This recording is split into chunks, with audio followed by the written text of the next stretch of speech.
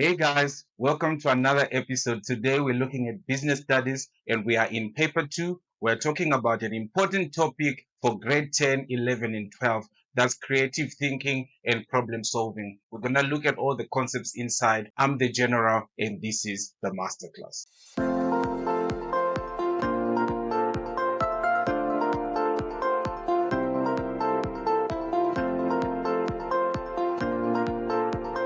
Okay, guys, so let's start right here. All businesses around the world are confronted with the same challenge.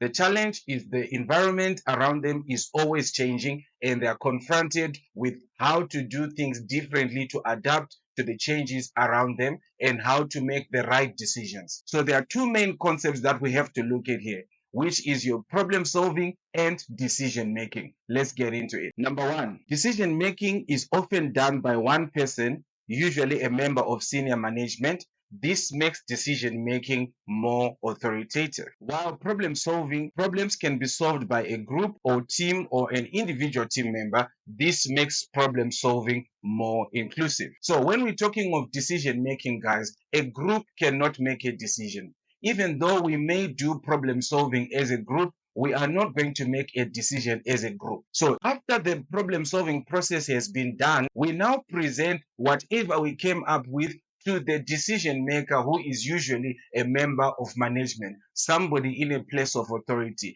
And in decision making, they will only consider the alternatives and then choose the decision. And that is done by one person, while problem solving is done by a team or sometimes an individual. Number two, the person or senior management will consider various alternatives before deciding on the best one. Then in problem solving, the group or team will generate or identify various solutions and then critically evaluate each one. So I always like to give an example here. Let's say you go to a restaurant and there you are given a menu for you to choose from. Who came up with the menu? There's probably a team that works there at the restaurant. It could be management.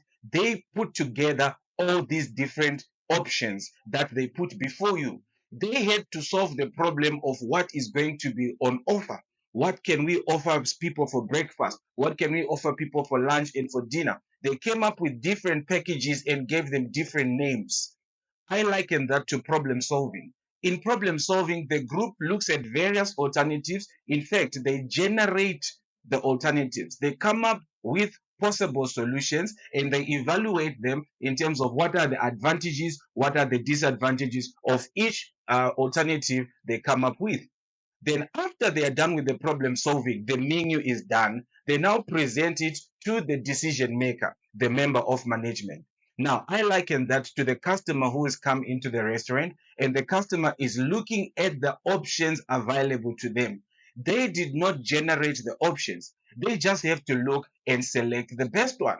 Now, this is the decision maker now. In decision making, they don't generate any solutions. They don't generate any new ideas. The ideas are already made and presented before them from the problem solving team.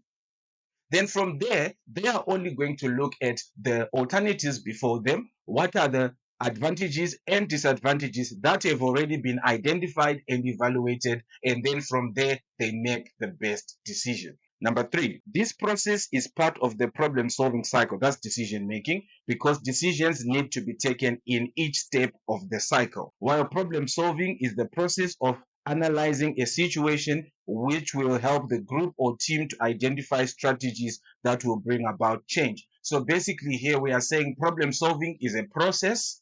It takes time. It has many stages.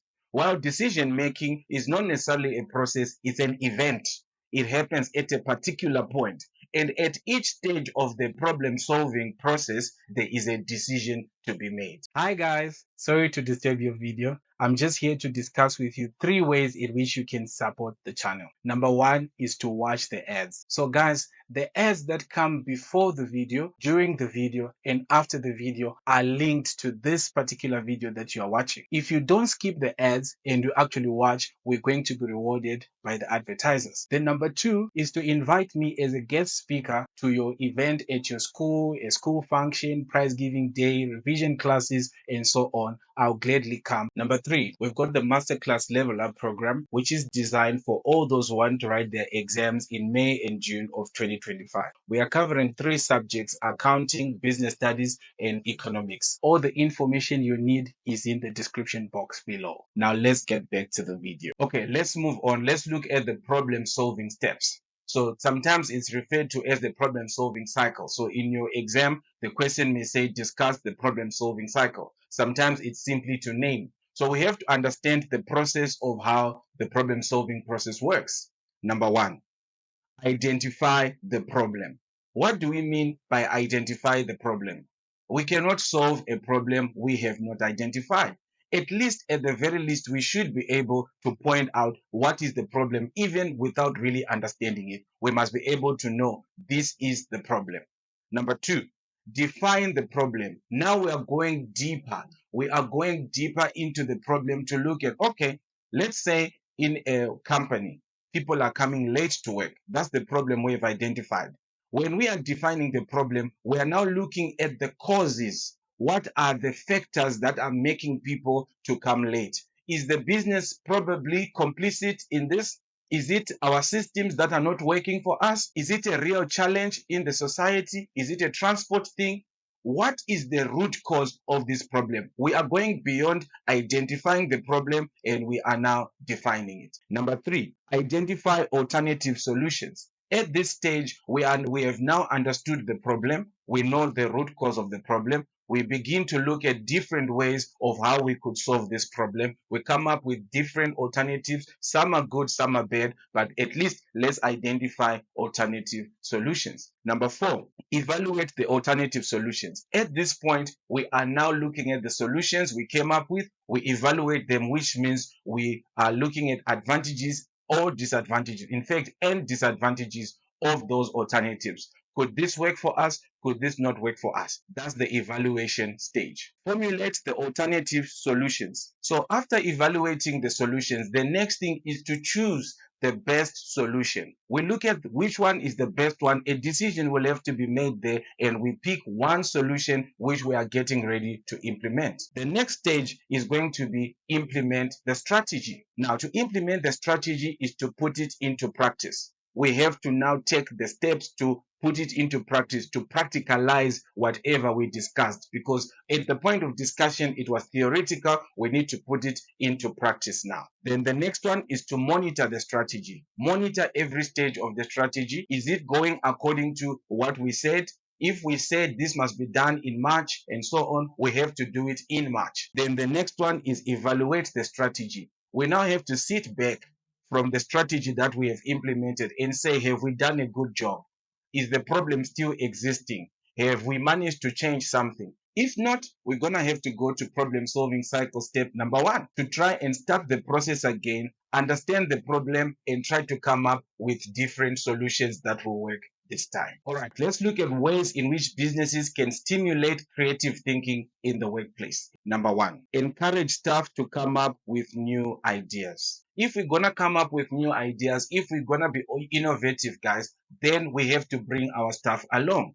The ideas are in the people. So let's bring the people in along, the employees, and encourage them. We can put up systems to encourage them to bring up the best ideas. Number two, train staff in innovative techniques. So there are different ways of looking at a problem and coming up with new ideas on how to solve it. We're going to be looking at them in our next video when we look at problem solving techniques. This has to be shared with the employees. This has to be given to the employees through workshops so that they are equipped with the skills to deal with problem solving. Number three, encourage job swaps within the organization. Now, if employee A is only experienced in what they do in their department, then they are limited to the knowledge of what to do in that department. But if we swap them around every now and again, employee A is going to a different department where employee B came from. They do a swap. Then it means employee A now knows two jobs. and employee B now knows two jobs. When they speak in terms of a problem that they've encountered in the business, they are speaking from a position that is well informed because they are well versed with the organization as a whole. Number four, encourage alternative ways of working. Guys, they say there are many ways to kill a cat. You cannot insist on one way of doing things in the workplace. You have to allow the different employees, because of their different personalities, to express themselves differently when they are carrying out the tasks. As long as the results are delivered, then it shouldn't matter the process of how we got there, as long as it's within the confines of the code of conduct. Let's allow people to be creative. Let's allow people to express themselves, and that way we're going to get new ideas. Number five, respond enthusiastically to all ideas. So all ideas, good and bad, are welcome. If somebody says a good idea, thank God. If somebody says a bad idea, well, that's still good because it's bringing us closer to the idea or the solution that we really want. So those are some of the ways in which the business can stimulate an environment of creative thinking. Having said that, what are the benefits of creative thinking in the workplace? Why should a business be interested in creative thinking and problem solving? Number one, this may give the business a competitive advantage. So businesses that are open to new ideas, they are progressive and they are able to adapt to their environment better. They come up with better products, create better relationships with customers. They have better marketing techniques, which in essence will give them a competitive advantage. Number two, complex business problems may be solved. So there are perpetual problems in a business, and we always have to manage these problems. But it's through creative thinking that some of these problems may actually be solved.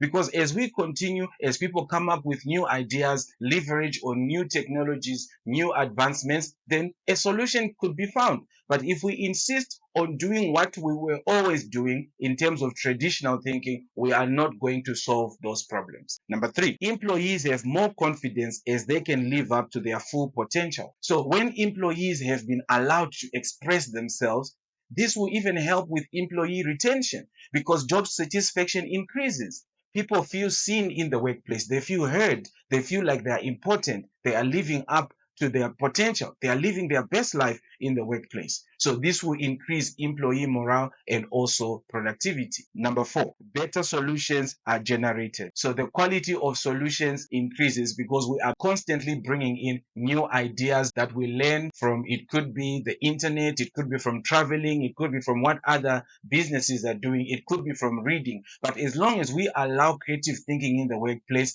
the quality of solutions that are generated becomes better. The next point, creativity may lead to new inventions which improves the general standard of living. Look at the world we live in today. Look at all the inventions we have. Look at AI. Look at all the different complicated systems that are running the world now. Those things would never have come up if we remained in the box of thinking traditionally. That is only possible because someone dared to be creative and they were allowed that space to be creative. So businesses that do this are the ones that come up with inventions.